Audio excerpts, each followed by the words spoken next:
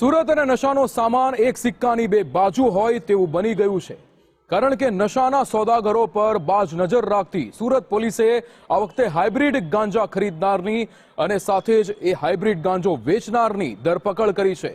ક્યાંથી લવાતો હતો આ હાઇબ્રિડ ગાંજો, જોઈએ આ રિપોર્ટમાં।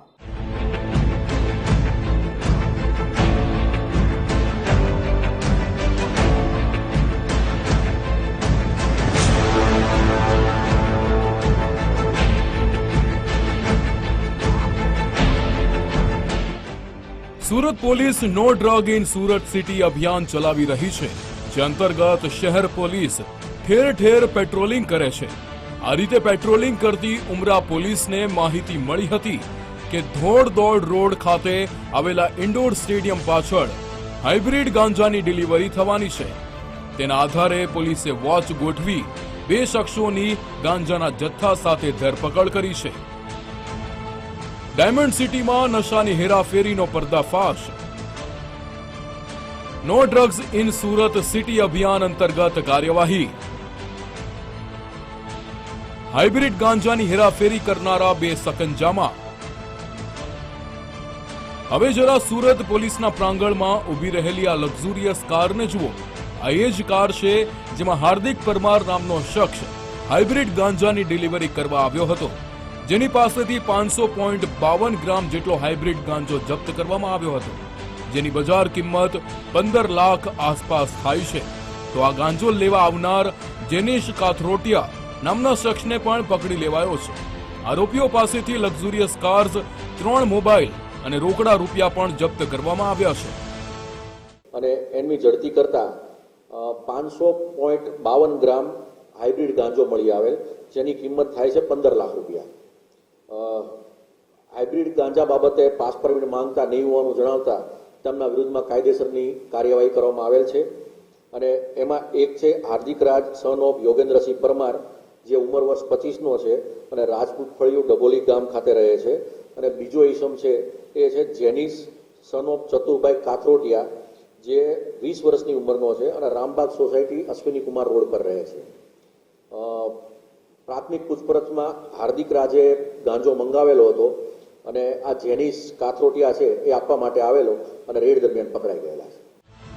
હાઇબ્રિડ ગાંજાની ડિલિવરી કરવા આવેલો હાર્દિક ડભોલી ગામ ખાતે આવેલા રાજપૂત ફળિયાનો રહેવાસી છે, જ્યારે ગાંજાની ડિલિવરી લેવા માટે આવેલો જેનિશ કાથરોટિયા વરાછાના અશ્વિની કુમાર રોડ પર આવેલી રામબાગ સોસાયટીનો રહેવાસી છે। સૌથી મહત્વની વાત એ છે કે આરોપી હાર્દિક મોંઘી દાટ કાર લઈને ગાંજાની ડિલિવરી કરવા આવ્યો હતો। આવું પહેલીવાર બન્યું છે કે આવા નબીરા લક્ઝુરિયસ કારમાં ગાંજા જેવા નશીલા પદાર્થની હેરાફેરી કરતા હોય, તો તેની સાથે સવાલ એ પણ ઊભો થાય છે કે આવું પહેલીવાર તો નહીં જ હોય, અગાઉ પણ હાર્દિક હાઇબ્રિડ ગાંજાની હેરાફેરી કરી ચૂક્યો હશે। તો અગાઉ તેણે કેટલી વાર ગાંજાની ડિલિવરી કરી છે? સુરતમાં કયા કયા વિસ્તારમાં ગાંજાની ડિલિવરી કરતો હતો? હાર્દિકનો સંપર્ક ગાંજો ખરીદનારા શખ્સો કેવી રીતે કરતા હતા? પોલીસની આંખમાં ધૂળ નાખી કેવી રીતે આ ખેલ ચાલતો હતો, તે દિશામાં પોલીસ તપાસ કરી રહી છે। જનરલી જે આ સેલિંગ કરવાવાળા છે એ પોતાના વિસ્તારમાં ક્યારે પણ ડિલિવરી કરતા નથી। પોતે પકડાઈ ના જાય કે એની ઓળખ થતી ના થાય એના માટે જ્યાં વધારે ભીડભાડ રહેતી હોય કે એવું રહેતું હોય એવી જગ્યા પસંદ કરે છે। અને આ બાબતમાં એમના વિરુદ્ધમાં કોઈ ગુના દાખલ થયેલા છે કે કેમ અને કોને આપવા જવાના હતા એ બાબતની અમારી પૂછપરછ ચાલુ છે।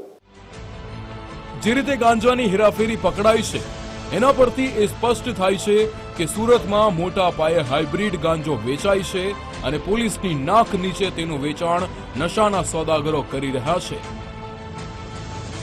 હાર્દિક કોની પાસેથી હાઇબ્રિડ ગાંજો લાવતો હતો? ગાંજો લાવી તેનું કેટલામાં વેચાણ કરાતું હતું? પોલીસથી બચવા કઈ મોડસ ઓપરેન્ડી અપનાવતા? સુરતમાં આવા કેટલા હાર્દિક હાઇબ્રિડ ગાંજો વેચે છે? કેવી રીતે ચાલે છે હાઇબ્રિડ ગાંજાની હેરાફેરી? ગાંજાની હેરાફેરીમાં હજુ કેટલા લોકો સંડોવાયેલા છે? આ તમામ સવાલો સુધી પહોંચવા પોલીસે તપાસ તેજ કરી છે. રાકેશ બ્રહ્મભટ્ટ, ગુજરાત ફર્સ્ટ, સુરત.